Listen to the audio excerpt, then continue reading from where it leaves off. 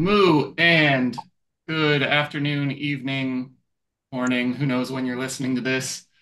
But there are at least a couple of us who it's right around noon and got somebody on here late. So, Steph, evening for you. What are you drinking? Uh, not so long ago finished my ladder race, which was brutal. So I'm having my recovery shake, and I also have some Sprite on the side for after that. Get those calories back. And then we've got the West Coast contingent. John Keenan, what are you drinking? What kind of mushrooms are you ingesting Yeah, today? well, I'm finishing up some chai from the workday, but I've tried it's another Odyssey, the filter drink. I haven't tried this one, passion, orange, and guava, um, which is a great combo. Can't beat the passion, orange, guava. Tastes nothing like mushrooms, but there's some in there. They really don't. I No, was I was just at the store grabbing a drink and a lunch myself and walked by and we'll see whether I went with the Odyssey this time or not. yeah, something new. I've been looking, not seeing much. And Chris Greenland, what are you drinking? I'm guessing you are going with the non-boring. Yeah, I'm also ingesting some calories just like Steph, but I'm doing it in the form of Guinness. So I got two of those on my desk, and I paired it with some Oreos today just for fun. Got a little chocolate Guinness Oreo pairing. Yeah, dip them like cookies and milk. You've got Oreos and Yeah, Guinness. It's a fabulous pairing. Highly Yeah. recommend. 10 there's out a of place 10. near us that would make floats out of Guinness with the Guinness on nitro. Yeah. Yeah, It's yeah, nice. Guinness float's always good.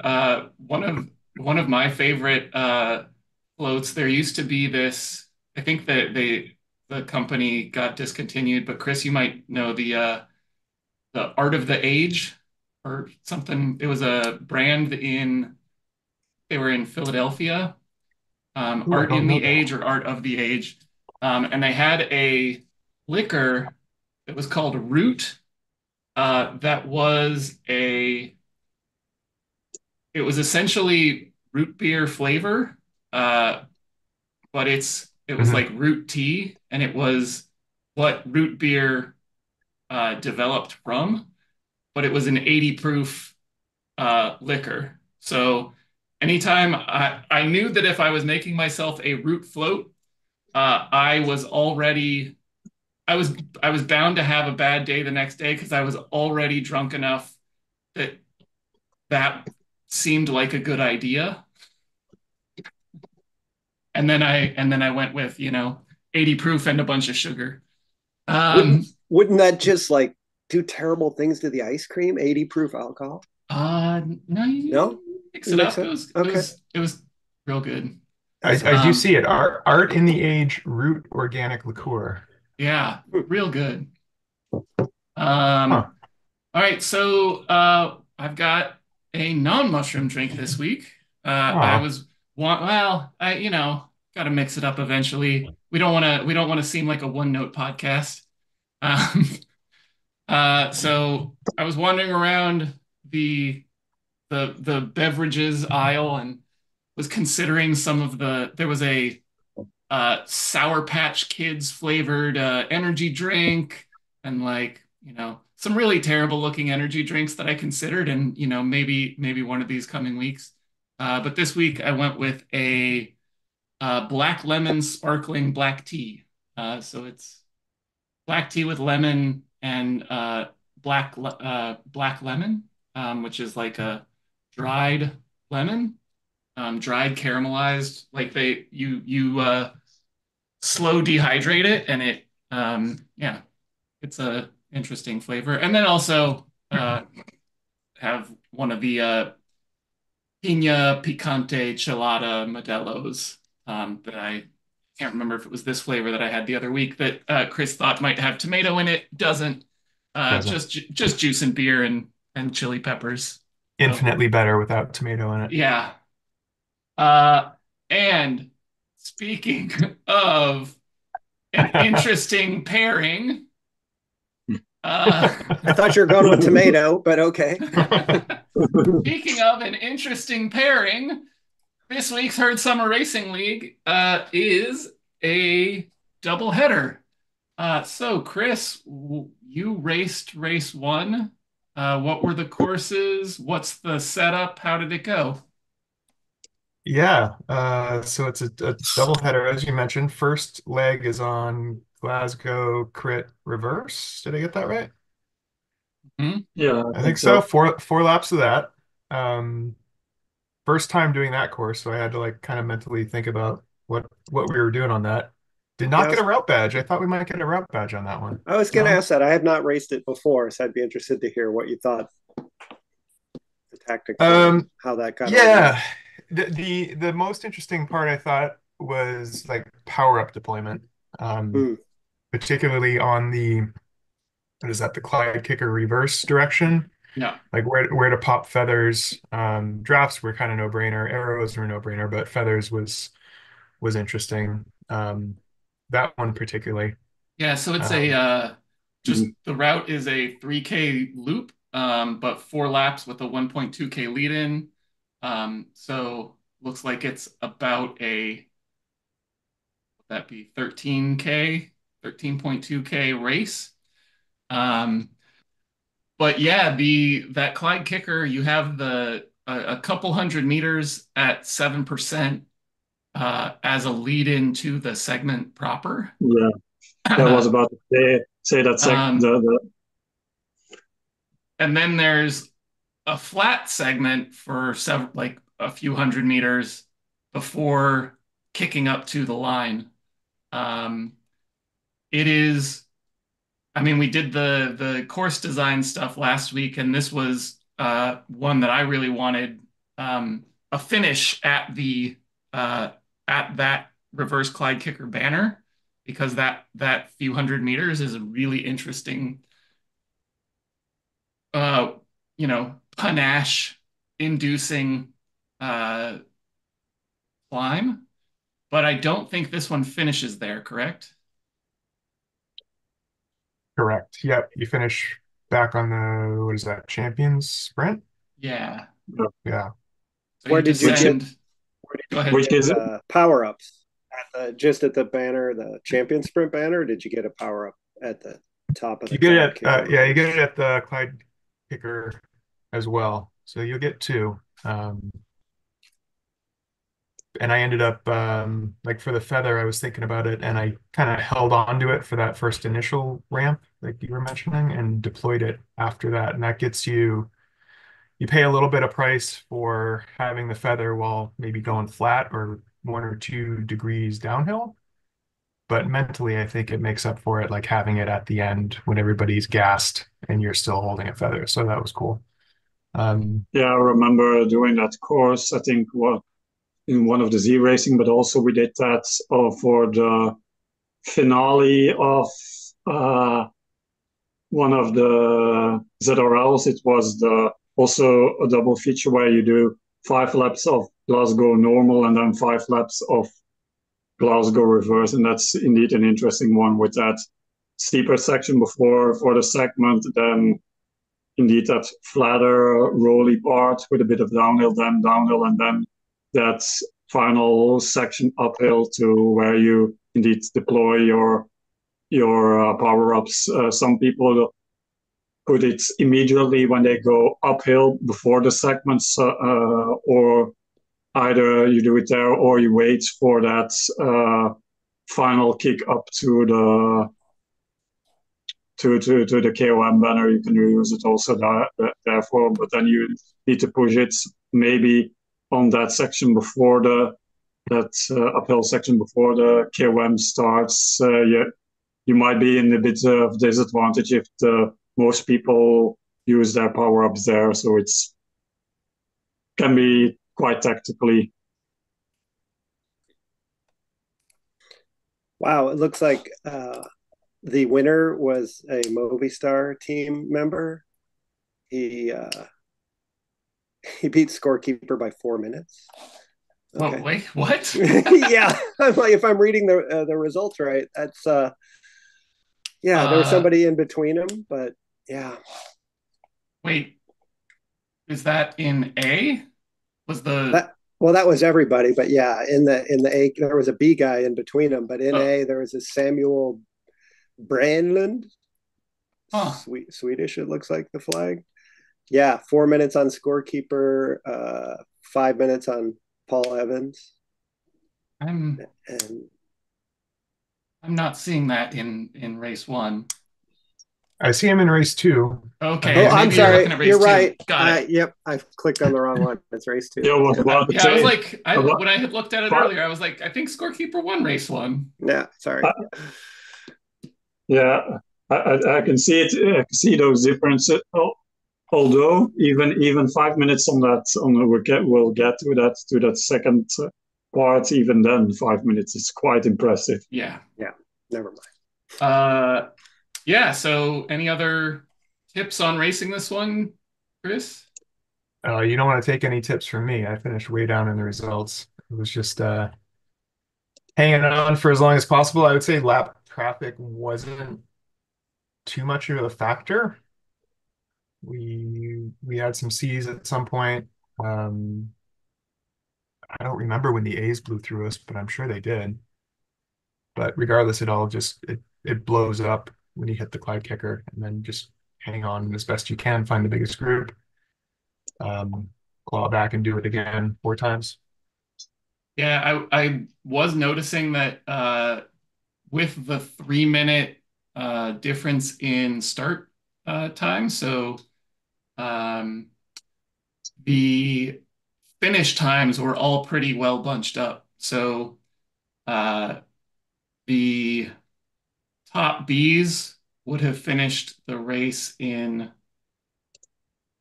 what would that be? It doesn't seem right that it would be 14 minutes. That's like really fast. um, yeah, I'm not sure. I Shouldn't be that be 20 minutes maybe for them? yeah, maybe.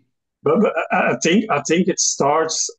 Maybe I don't remember if it starts from when the D start or when that results came up. That's the result of the guy that finishes first. In this case, the B group, and they start counting it from there. I don't know. Maybe that's the way. I I don't think it. remember. Yeah, But yeah, but it also I don't know. So Chris, how long did it take you to do the race? Do you know? I honestly don't remember. That's so far long ago. Yeah, it's maybe 20 minutes. That seems right. I, I I was looking to see if Strava screenshotted my results page, but I didn't do it for that one. All right, I, well, I it's don't know, man. 13K ish, so you'll have a good guess about how long it should take you based on how long you'd expect those laps to last. What I Uh, can tell you is that when I finished, I think I had about 7 minutes before the next one started.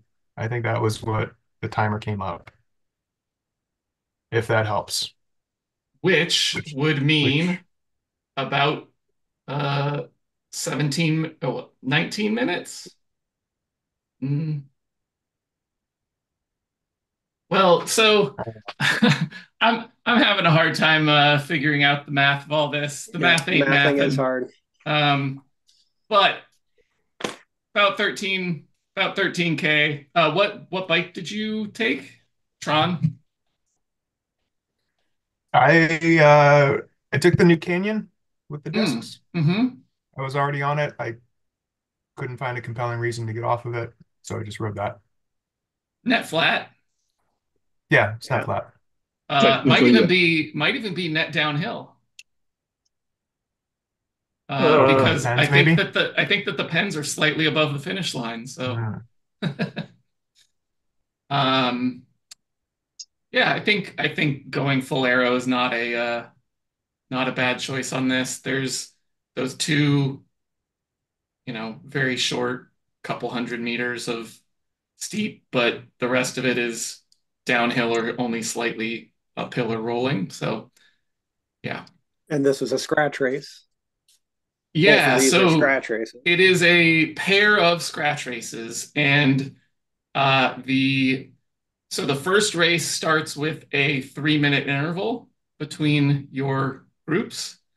And then the second race starts with a 1 minute interval between the groups, meaning that there are a reduced, the time between races is reduced. So you got 30 minutes between the D races, 28 for C, 26 for B, 24 for A, which should get everyone into the pens around the same around the same interval until their race. So the second race is what, Chris? That was Mountain Mash, which is essentially just a hill climb route up Epic Reverse, and it's terrible.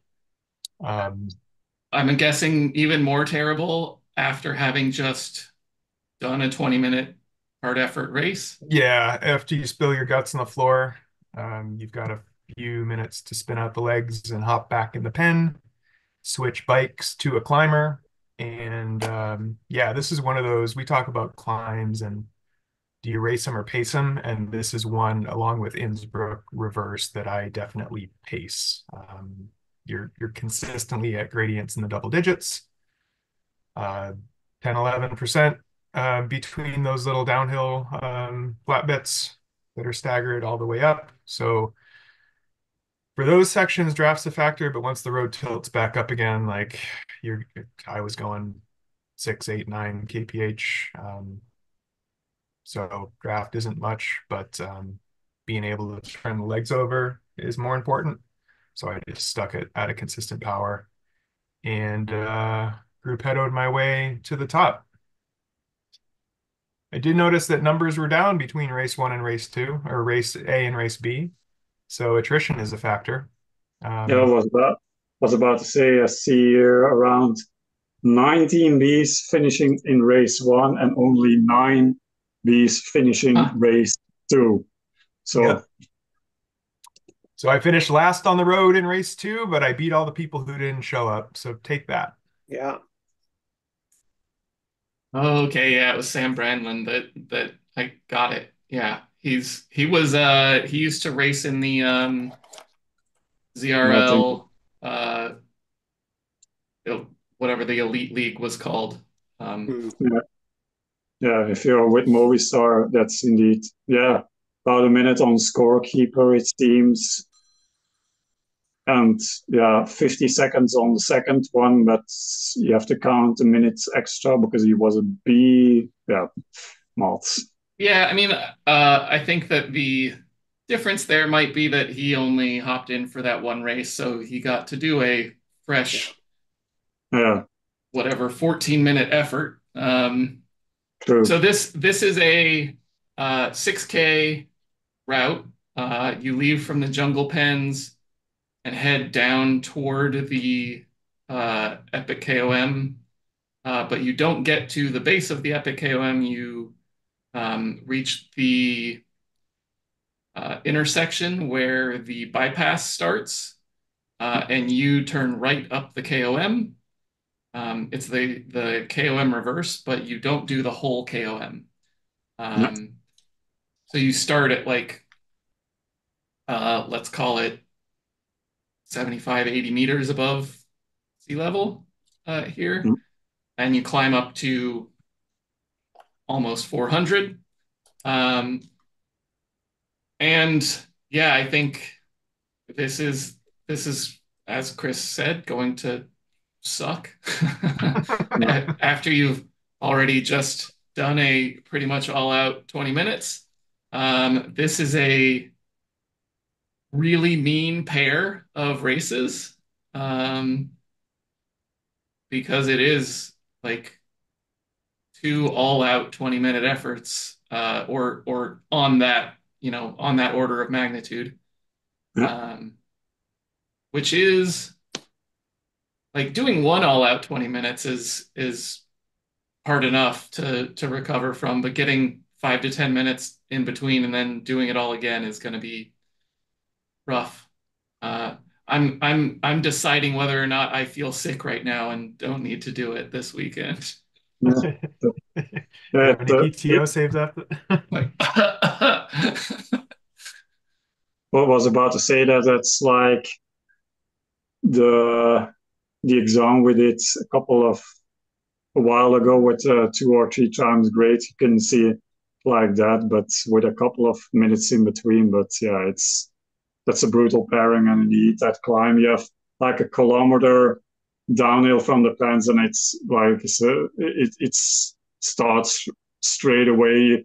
You took that first corner, and it goes straight up double digits indeed, and you have like 2 bigger downhill sections and a couple of flat sections. But yeah, it's a brutal climb, and it's indeed, I think, if you do it after that first one, it's all about finding a nice pace, your whatever your maybe your 20-minute pace, or with the previous effort a bit below that pace, or whichever pace you can muster still after. yeah, Chris, do you think that were you able to even hold threshold for the second climb? I don't think so. Let me look at my power here. I feel like that's usually probably about the best you can Yeah, reasonably yeah, imagine doing, because even doing 2 by 20 threshold that's a hard workout, but yeah, doing a 20 minute or 15 whatever it is over threshold, and then trying to hold threshold for a 15-20 minute climb that's rough. My 20-minute was 2.9 times. Yeah, so I was under.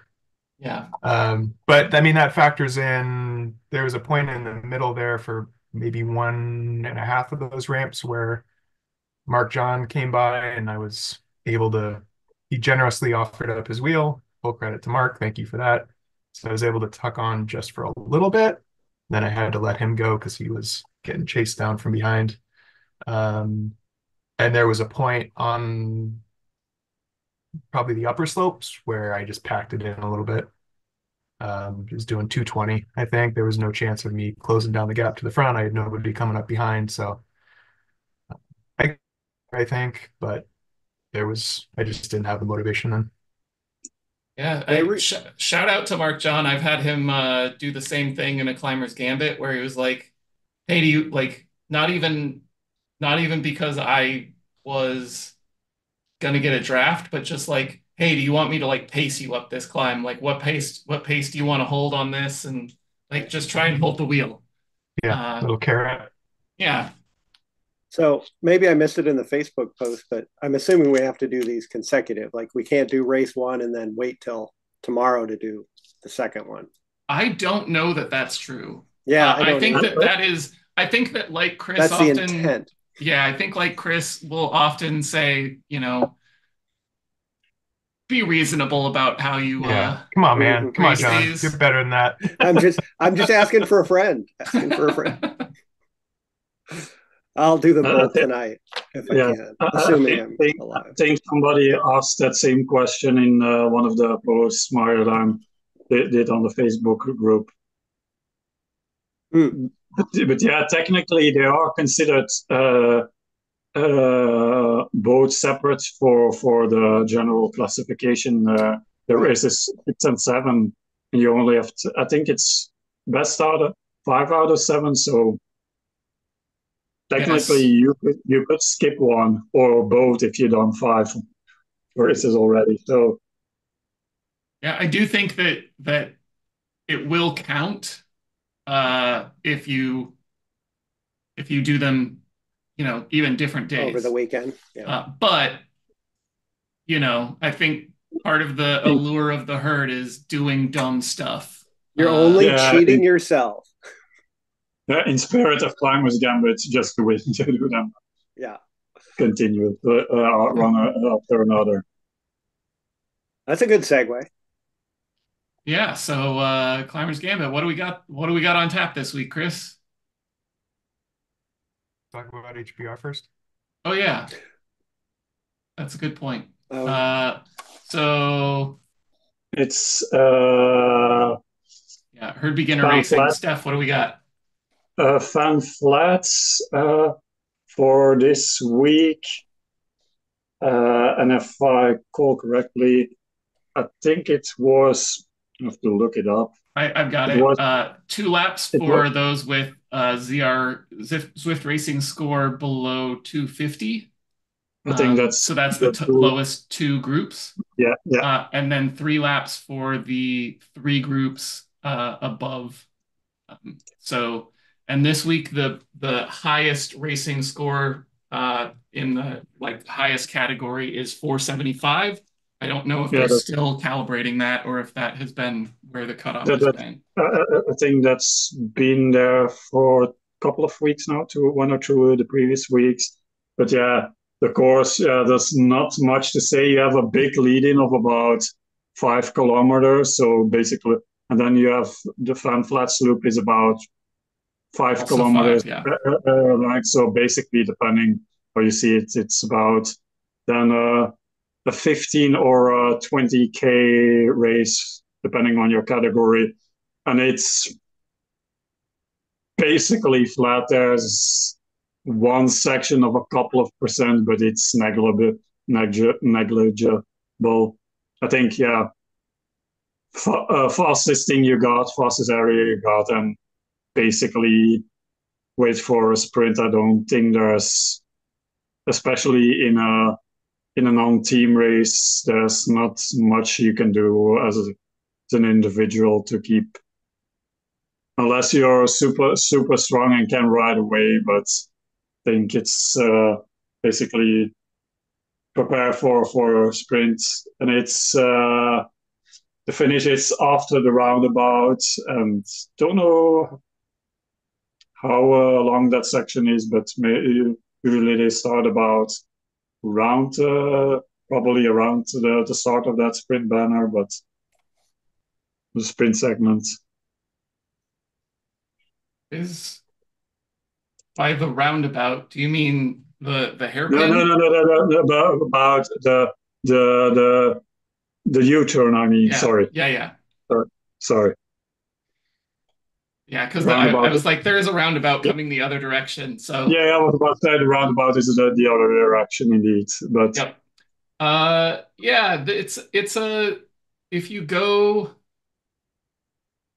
right at or a bit before the start of that sprint segment, you're usually going to be in good shape. It's it's about a 15 to 20-second sprint, I think. Um, but there are going to be people who go usually at the roundabout or at the U-turn. Um, so definitely be on the lookout there. And yeah, as always, Nathan Tracta has put together a really nice um, post on this week's race. okay. I didn't realize, but apparently, if I look at the graph on Zwift Insider, it's even slightly downhill. It is, It's but about 220 meters from the sprints, from the start of the pants, and yeah, the roundabout, the U-turn, missing the up. It's about, I think, it's less than 100 meters before the start of the sprint. So yeah, depending how long you can go, it's about a 200 to 300 meter sprints. I think. I wouldn't consider it very strongly downhill. It's like minus Yeah, yeah, I mean, 0.4%. So it's yeah, yeah, basically flat. yeah. Uh, all right. With that, now we can ask Chris what we've got on tap for Climbers Gambit this weekend. Perfect. Thank you. It allowed me a chance to go see what we had on schedule because I had no idea. So That's why yeah, you. exactly. So this is weekend 3 out of 5 of the slowest fast edition. So again, we're going after your slowest. You want the fastest time, but only your slowest time is counted for your scoring. And this weekend we are doing 2 ascents of Temple KOM in McCurry via Kappa Quest. So 14K total pedaling, and we'll get up Temple twice, which is a dirt climb, 2.5K, average of 3.6% according to the stats. A couple of steeper bits on this, and there's a special dig towards the end of this that I always really love to hate, with a relatively flat finish. Is this the clockwise direction? So you come up from the fishing village Yes. side? Yeah, Yes. yeah, Yeah. that's clockwise. Yeah, Yeah, so that's that's the one with the kick, and then you've got like a couple 100 meters of flat over those bridges to Over the like bridge, yeah. yeah, survive for, after you've kicked. yeah. So yeah, we'll do it twice. Again, I think you're on a gravel bike with one of the dedicated upgraded gravel wheel sets just for timing on this. You said it was Yeah, 14K, 14K for the total event, so I that ends up believe. being, I think this is the one that the lead in is actually you do the climb. Yeah, should be. Yeah. Yep. Yeah, And so the this finish is at the top of the or the lap finish is at the top of the second climb. correct. And we'll go a little bit further just to make sure everybody gets it all in and call it a day. And then you can downhill as a for the go down. You can downhill a bit. Yep.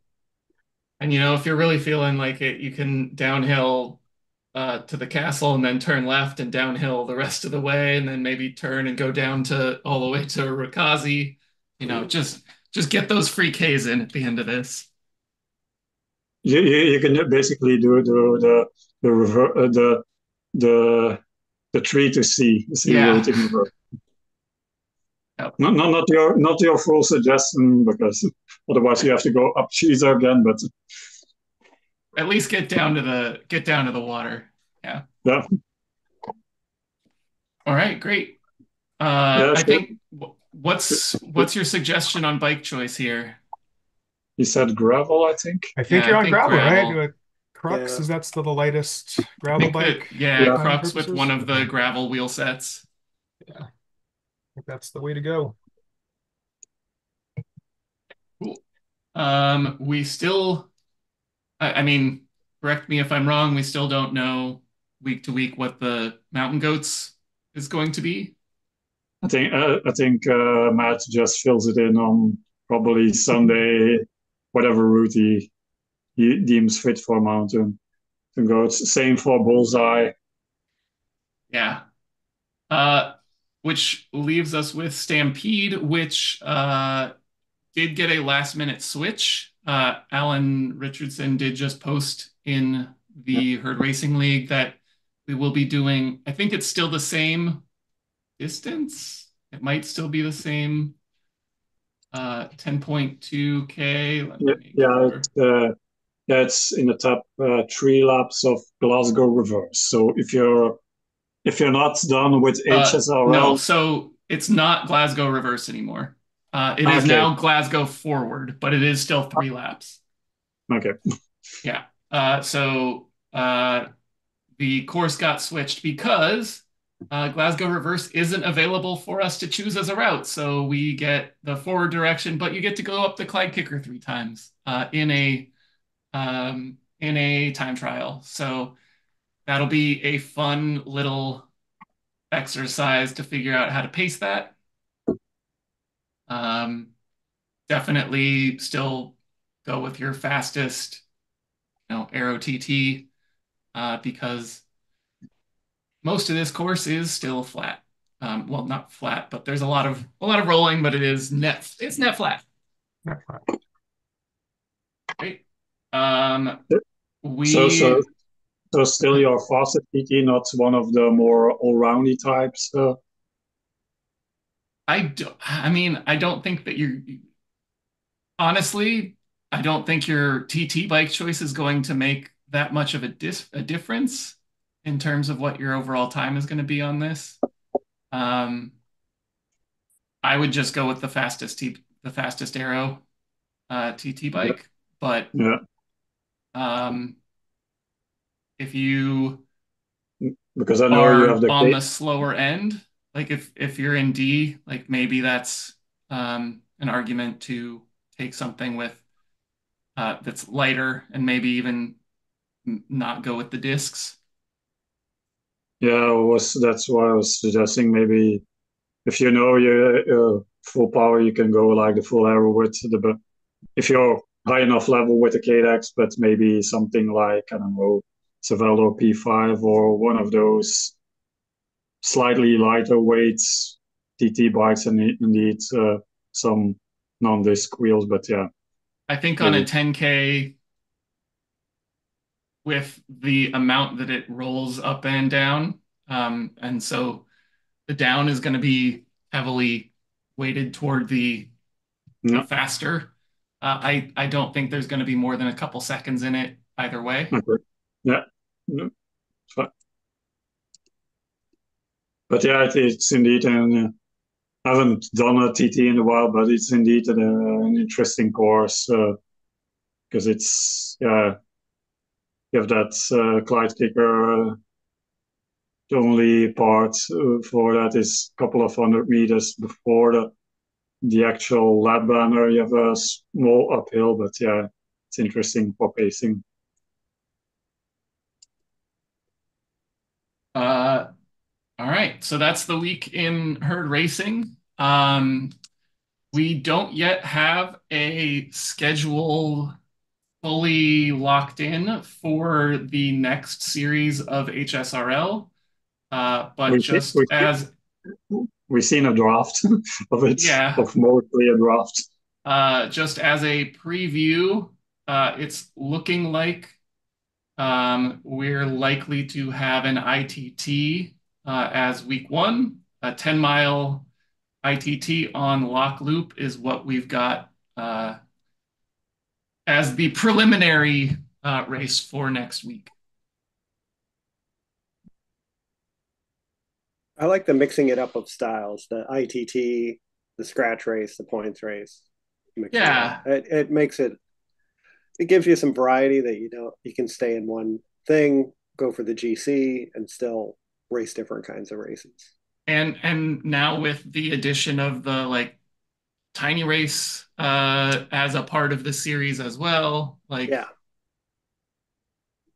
this is I mean, there have always been TTs as a part of HSRL going back for years. They're not, not in every series, but we've been doing them since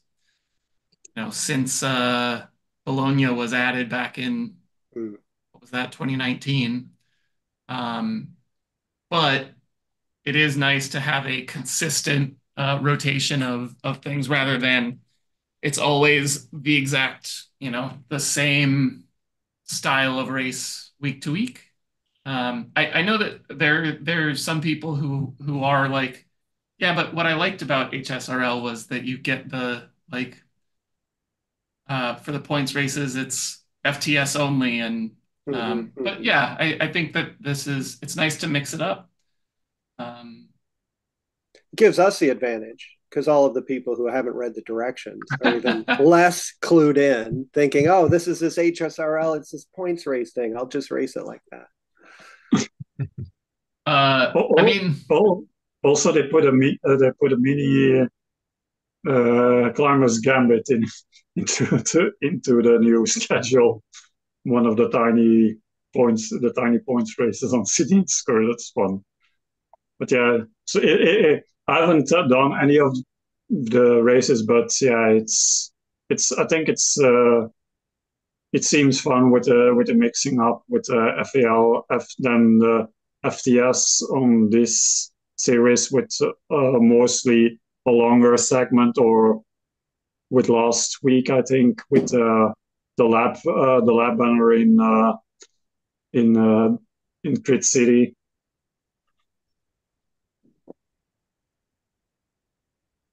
Was that last week?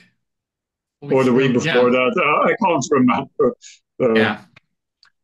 Yeah, that like the one lap of the FTS on the lap of Crit City was a you know the it kind of reminded me of in I forget what race it is, but it's like maybe the Balwaza Belgium tour, one of the ones Uh, that Lantern Rouge refers to as like the Bingo Bongo tours, yeah, the Belgian ChatGPT races, yeah, um, yeah. that I know. has the golden kilometers. Yeah, I was about to say it's not really the same. You can compare it more FAL, but yeah, it's like 3 sprints in a kilometer pace. But looking at the good schedule that Marjolein posted in our Pingtron chat group, there's another points race on Champs-Élysées, which is 5 laps and it has 2 laps, full laps as FTS. That's even more interesting, but because Champs-Élysées is a longer segment, it's like a 6K loop. Yeah.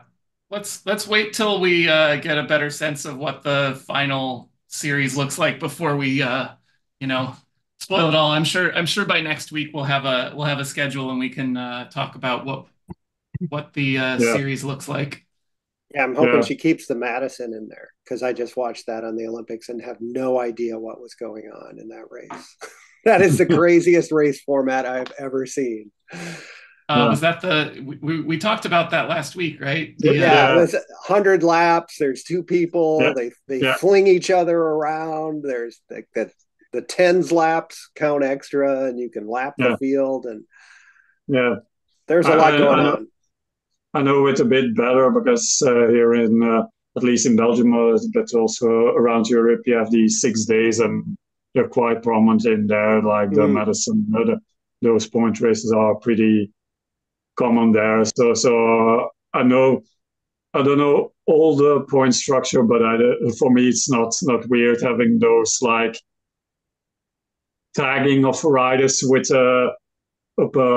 moving one rider into the lane by grabbing each arm as arms and thrusting them forward. So that's I mean, that's like quite something we would normal. have done as children on our bikes, I think. Yeah. Yeah, Right? Like throwing yeah, each other up a hill yeah, or something. yeah. But yeah, like I said, and like last week with things just as like an elimination race or whatever. But yeah, some other platforms have it, but it's indeed interesting formats that you can also put on if you have a smaller circuit or something like that. Mm-hmm. Uh, but then you have to have the technology in Zwift that it can eliminate riders from the race if they cross the line first and have those scanning features. But that would be fun indeed if you have like I don't know like a short circuit, so 1 or 2 kilometer circuit or something, Mm. and do it there. But yeah, maybe a that's velodrome. wishful. That's yeah, village that village loop in Anson or something like that. But that's wishful thinking at the moment. Um, all right, what did we come to as a consensus on Around the Horn? So I know that one of the things we've been mentioning was we've been we've been watching the Tour de France Femmes and the SD Worx, let's call them tactics, on In stage, quotation mark. was that 5? Um, Stage 5 yesterday? I think so. Were interesting. with the yellow jersey being crashing and then being left behind, but well, being crashed by a teammate and then being left behind by said teammate so that teammate could race for eighth place. Yeah. So And today finishing 8 minutes behind everybody. So yeah, it's a bit weird. Steve suggested that uh, we call out which of our teammates we would think would crash us and attack us. Uh, I don't think that that's necessarily, yeah. Which teammate do you think would sabotage your Zwift race and why? Maybe Well, not, Brent's you not know. on the call today, so let's throw him under the bus, right? Uh, No, never do that. but if you've got any Zwift behaviors that you see in races that really get under your skin, either tactically or even, I mean, John mentioned maybe we talk about tactics in like team tactics in ZRL. What are good team tactics? I guess that's sort of the flip side of it. There's Yeah, tactics that bother you, and then what tactics are beneficial? Because I guess I have an example of the first one that is clearly not beneficial, but I bet we all do. yeah, go for it. So I think this was a ZRL race. It was one of the first times I entered ZRL. And it was, I think it must have been the third race. They did a team time trial. And it was me and the captain and a couple other guys that were very clearly, there were two other people who were quite a bit stronger than the captain and I. And I think there were only four of us. Maybe there were six. I don't remember. But we get to the time trial modules deployed. We're at the thing, flag drops. We go out. We're on Discord, and it's like, all right, let's form up. I'd like to so and so to be first, and the two guys just take off like a shot, like they are up the road, and we're like, hey guys, hold on, we got to let's get in a line here. And it was RGV or whatever the reverse of that is. We were halfway through the course before they came back. Like they thought, oh, well, this is just a race. We got to race as hard as we can. And we're like, no, guys, the fourth person It, across the line is going to be our time for our team. You've got to drag us there. And we were, of course, trying to catch. And by the time we were back as a team, we were both cooked. yeah, that's indeed how you not do a team trial. It's Team how trial. not to do a team time trial. It was a course in how not to do it, which made me wonder, okay, so I know how to race a team time trial. We're all in a line, we rotate. Usually the first person peels off and goes to the back. But in the other courses, where the points course and the scratch course we were racing, it seemed like there were just 5 or 6 of us assigned to a team, and we all just raced, and the points of our team got added up, and that was the team aspect of the race. There weren't any, and I think it's gotten a little more nuanced, I guess, with some of the more recent teams I've been on, where we know 2 or 3 people are very strong sprinters. So in a points race, we want to set them up a little more for the sprint, maybe lead them out a little. But I guess that's sort of my question for this e-racing format. What is a team tactic? Yeah, I mean it is harder with the so I think that in meet space racing, uh, it is more useful to do team tactics uh, because the draft is stronger. And so sitting in makes more sense. And breakaways are more likely to work. Um, so the pack doesn't churn and just drag the group along. And in that scenario, you can say, okay, you watch for breakaways, or like you sit at the front and actually do work to bring back breakaways.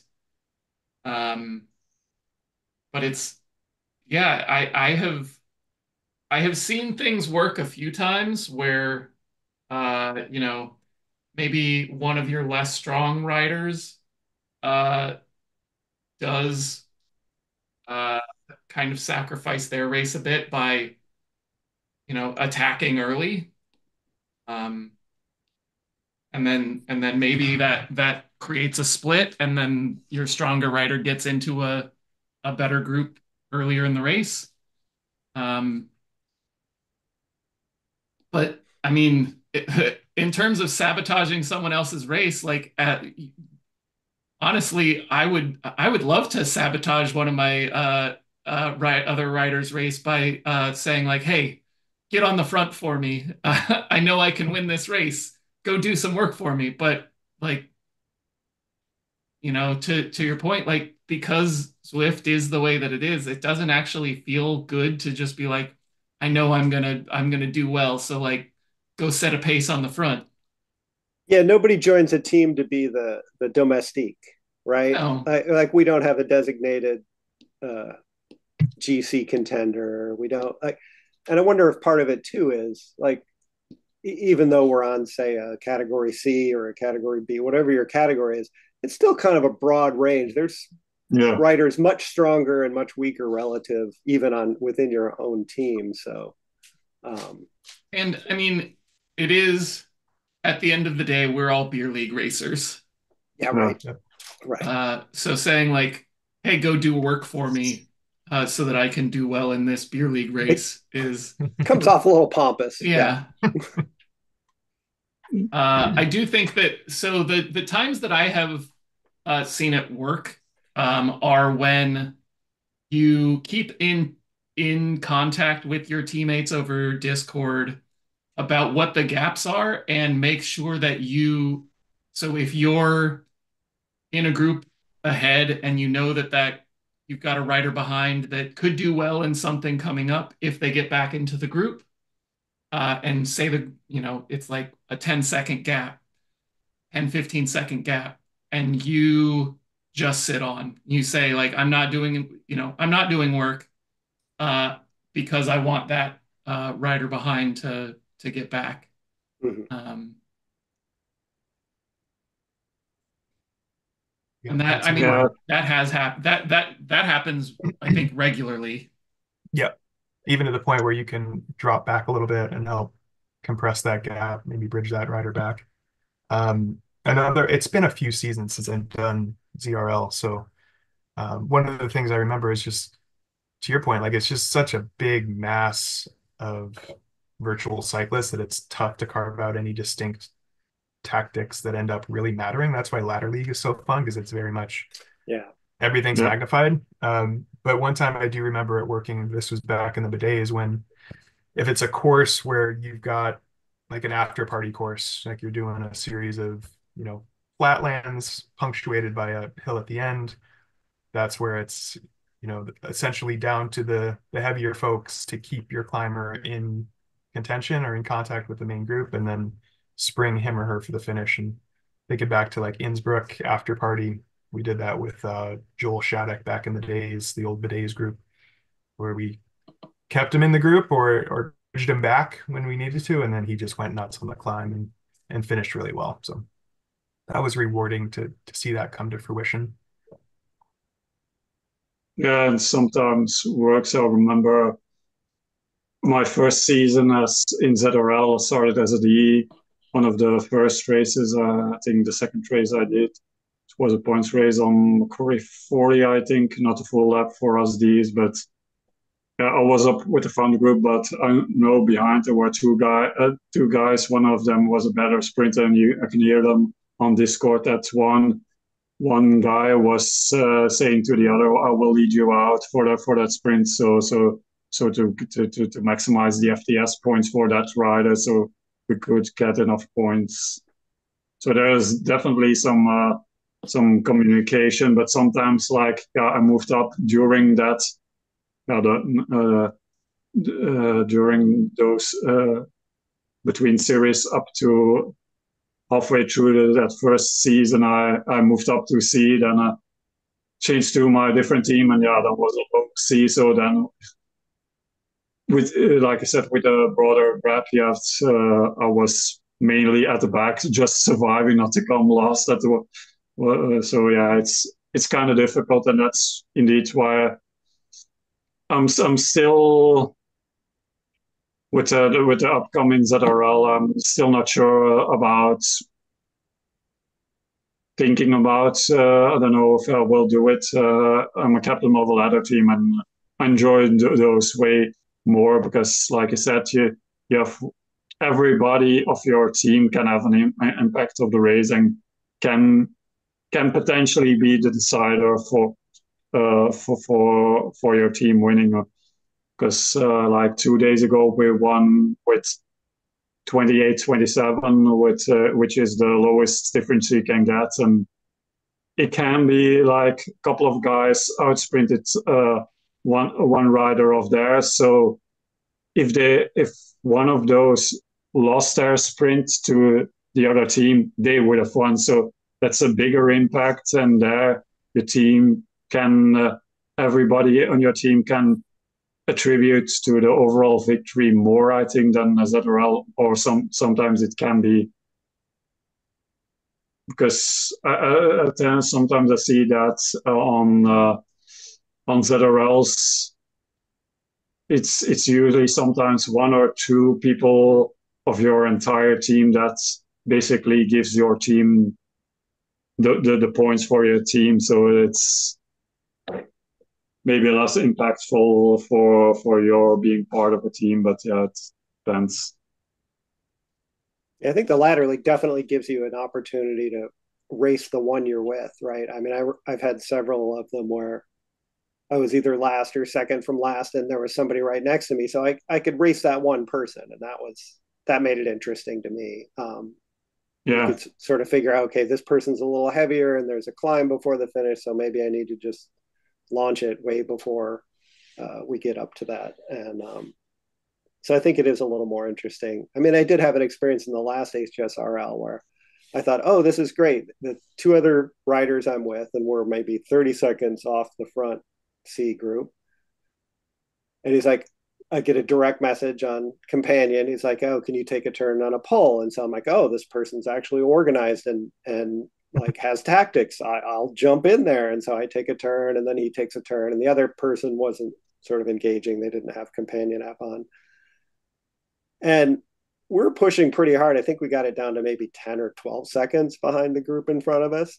And then he just stops. He just goes to zero. And I'm like, are you okay? Did you have a dropout? He's like, no, I'm just cooked. I'm going to quit. I'm like, okay, well, you've just burst my little bitty bubble that I had of like, oh, look, tactics. Uh, I've actually run into some really interesting tactics, not necessarily in uh, ZRL, but it would work just as well if you get the right composition of a group. So say you have a couple of, maybe you're the only team that has two in the front group, Mm-hmm. and it's a small front group. Actually attacking and one-twoing that group can actually work pretty well. I've ended up in a group with a couple of ATP riders, and I remember, I think it was during HWR or HSRL, um, and they were we were on we were in Paris, and they kept attacking, and it was like, all right, well, I have to cover all of these, Mm, because I know that if I'm stuck with just their teammate, they're not going to pull, yeah. right? Um, Similarly, and this goes back to the annoyance. I had one in this past week's HSRL, where the there was a group of ATP riders who they were attacking as a group, which that's really great. Like that's good tactics. It's really frustrating when they all have steering and you don't, and they all attack at the side of the road, and you have to sit in the middle and uh, you know do just as much work as they are, uh, as their front rider is as they're rotating. Um, Mm-hmm. like that was brutal. I blew up halfway through that race and very nearly rage quit because this was the one where we did Titans Grove, and like all of the kind of roller section, like heading up Titans Grove, they were just like on the center line, uh smashing as I'm like riding in the center of the lane. um Yeah, there's no analogy for that in meat space, right? I mean, what would the analogy be? Like they hook a tire onto the back of your bike like to drag along? yeah, Like, yeah. yeah, that's I mean, you got the video game aspect, which I think many people are drawn to it, but like that's the opposite of the video game aspect. It's I don't know what the analogy is. Like the Fortnite people who sit in the bush and wait for everyone else to knock each other off and then run out and kamikaze it or something. Yeah, there you go. So it is a video game. Yeah, It's just Fortnite. right.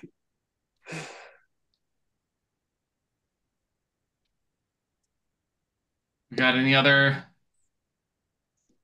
thoughts on this? War stories. We need war stories. Yeah, I think one thing, yeah, it's starting to get more widely in the group in Zwift with the Zwift players, but you have the steering, and I've seen it. For instance, one of my ladder races, uh, I do have steering, but yeah, I was chasing chasing an attack down by one guy. I caught up with him, and yeah, you see it more often from time to time that people start steering from the left to the right to keep the people out of the draft. And I've seen it now on a couple of occasions the in some in the Discord forums of the ladder league to organize races that some teams try to have like a non-steering enabled race. Sometimes it's more difficult because with now some people have like the Zwift Ride, or for instance, I use steering less, but I still have the Zwift Play controls for my power ups and my virtual shifting more. But yeah, you sometimes see it gets annoyed by people that don't have steering against people that have steering and use it to get people out of the draft, and the people without steering can't get back into the draft because of it. Yeah. And sometimes And then when so that was what happened this past week. And then when I did get back, I put the hammer down on the on Titans Grove, the actual KOM, and passed them there. And what did they do? Immediately get in my draft. yeah. And then Actually, overall distance is not insignificant. right. I think So I was actually just going to say, John and I did actually play some team tactics a little bit in that race because I dropped back to you, and when we were going through those sprints, you were just like, "You take the points." Uh, yeah, I don't have a chance of getting any points. I Like, did actually end up tied for second in that yeah, race. yeah. But when you caught up with me, you had done how much I less? probably steered for maybe 15-ish of the 15K, somewhere around there. Like I was with a group through Titans and then they popped out. And then, so I was like, well, there's nobody around me. I'll just steer on the Titans Grove and then down through the desert and out into the sprints. And by the time I caught up with you, I was 300 meters less than you had raced. And Yeah, that, I mean, we're maybe what, 25, 28K in. And if I had done it for the first section, it's twisty going up Titans. And then I probably could have been 500, like half a K less, yeah. which is not insignificant when, yeah. Yeah, but and that's also, it doesn't really matter in when that's also with ladder racing, it becomes a point of not contention, but they suggest doing laps or for that race, because if you set let's say 25K as distance, Right. then it becomes interesting because, like I said, if you're half a kilometer down, your finishes, you technically finish half a kilometer, or you have to do a half kilometer after that. Or so for if you're in a group, for mechanics wise, for sprint, even if you're in a group, that gets really complicated, because it calculates. I think James Bailey said it's one of the, I think on a Pinktron, Yeah. it calculates it based on your data. So if the race is 25 kilometers and you cut corners and you have half a kilometer less than the others, you have to do half. Yeah, your Yeah. Basically, he did say that they have told race organizers not to organize um, scratch races with a distance finish. yeah. It makes me wonder, I mean, how does that, like, I see my race finish at 25K and you see your race finish at 25K, You would have to but go but I'm next 300 to meters you. further. Yeah. Yeah, I'm next to you and I have to go 300 meters further. Yeah. So then do I see you like I'd just just disappear. you just go to zero for the Yep. last 300 I think meters? I would disappear from the event. Disappear because you finished. Yep. I mean, Yeah. this makes like organizing our time zones to make this recording look simple, Yeah. right? We can't even handle that very well some days. So Speaking of, I think it's like 10:30 for Steph, so maybe we wind this down. yeah, good idea. Am I right? Yeah, it's ten Nailed it. thirty. Nailed Oh, it.